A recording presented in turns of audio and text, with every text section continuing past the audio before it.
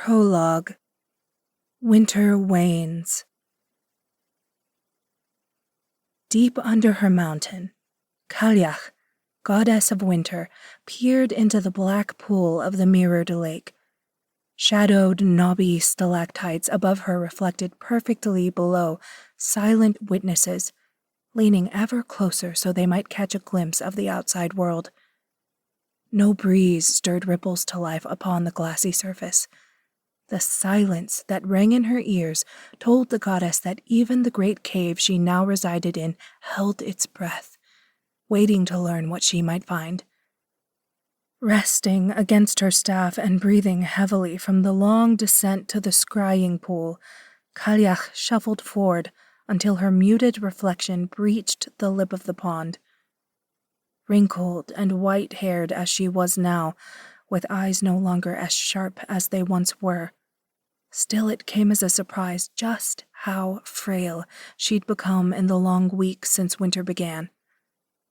In this state, she could not begrudge the moniker the mortals had given her. They called her a hag, a veiled, bent, and ugly thing, reminiscent of the bleak existence they endured under her charge. She had many names, of course, and they varied as widely as the peoples upon the earth, but never before had she lived so fully up to the name as she did now. Only months ago, she had been young and beautiful and as full and ripe with power as the enduring sun. But long weeks of tending to the duties of the winter season left her weakened.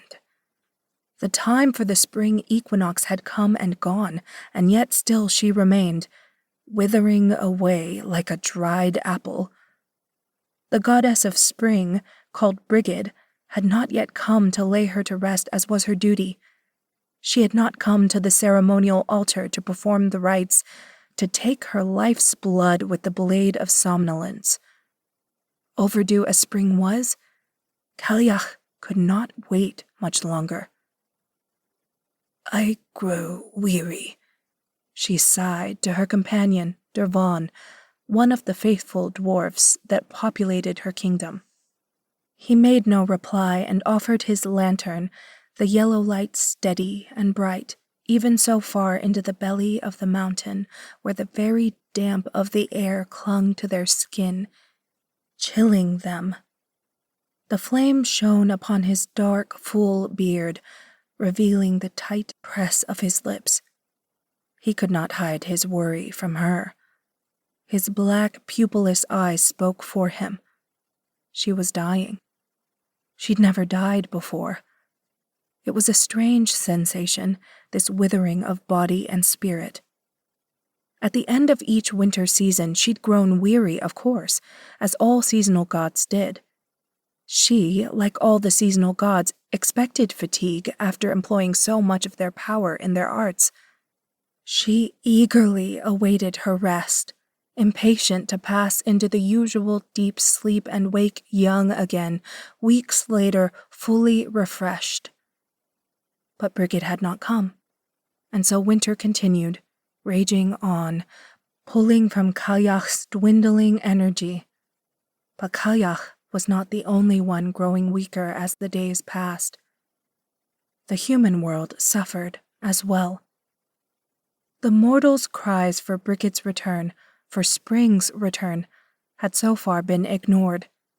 As the humans' winter stores had run light and their bellies burned with hunger, Cailleach's ability to control the elements faded, for just as she brought frost, snow, ice, and bitter wind, so too she kept living things in slumber. Plants and all manner of insects and animals were held in delicate balance by her hand. Without Brigid, the bitter winds Cailleach had brought forth and kept under tight rein would not go quietly, as she, herself, so soon would. Winter would lay waste to all living things, humanity included. To keep listening to this audiobook, I've left you a link in the description so you can do it, at no cost thanks to Audible's 30-day free trial.